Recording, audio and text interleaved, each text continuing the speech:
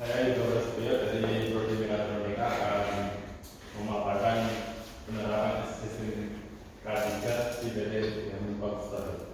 Diamond itu ada dua, yaitu Diamond Poster sendiri sama Pandai Jaya. Untuk di Diamond sendiri itu di bagian produksi, itu produksinya, kalau Pandai Jaya bagian distribusi.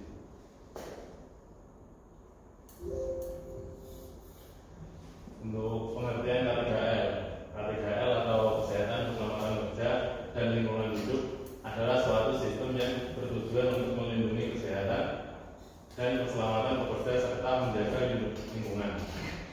K3L mencakup berbagai kegiatan dan kebijakan yang dirancang untuk menciptakan lingkungan kerja yang aman dan sehat.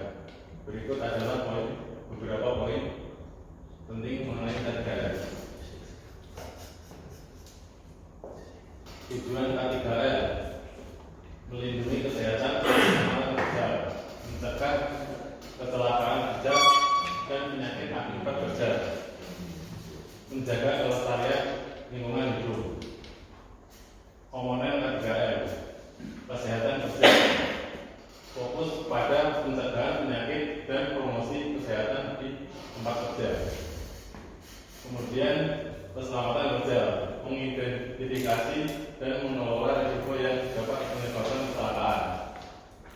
Lingkungan hidup, mengelola dampak kegiatan industri terhadap lingkungan.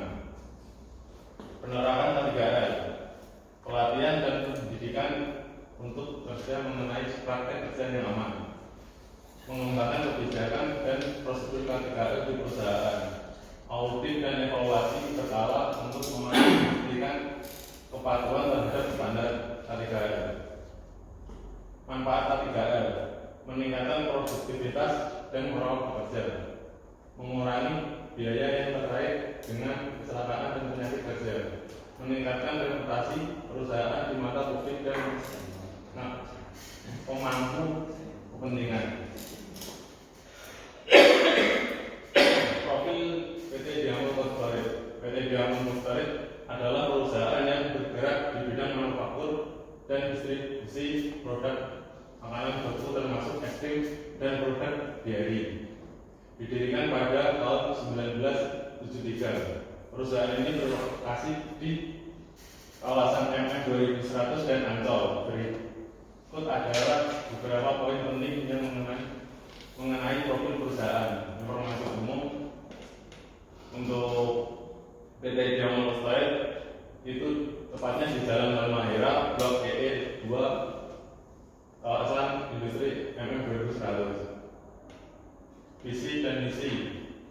Visi menjadi pemimpin dalam industri menyimpan dan distribusi produk makanan beku di Indonesia.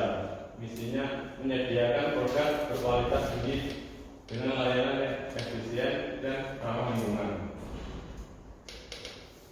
Untuk bidang pekerjaan saya adalah electrical technician.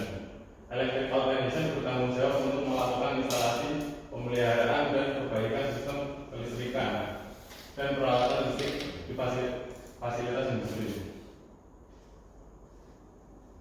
Memastikan bahwa semua sistem listrik berfungsi dengan baik dan sesuai dengan standar yang berlaku.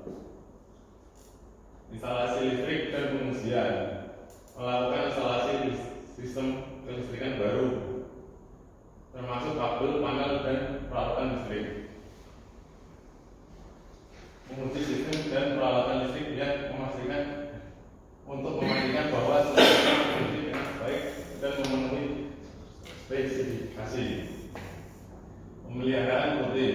Melakukan pemeliharaan preventif korektif pada peralatan listrik untuk mencegah kerusakan dan memastikan kinerja optimal. Mengganti komponen yang rusak atau usang seperti saklar, pemutus sirkuit, dan motor listrik. Diagnosa atau perbaikan. Mengidentifikasi dan mendiagnosa masalah kelistrikan menggunakan alat pengukur dan teknik troubleshooting seperti alat ukur multitester. memperbaiki masalah kelistrikan dengan cepat dan efisien untuk meminimalkan down operasional. Dokumentasi dan pelaporan mencatat semua pekerjaan yang dilakukan termasuk pemeliharaan, perbaikan, dan pergantian komponen. Menyusun laporan tentang kondisi sistem kelistrikan dan rekomendasi untuk perbaikan dan peningkatan.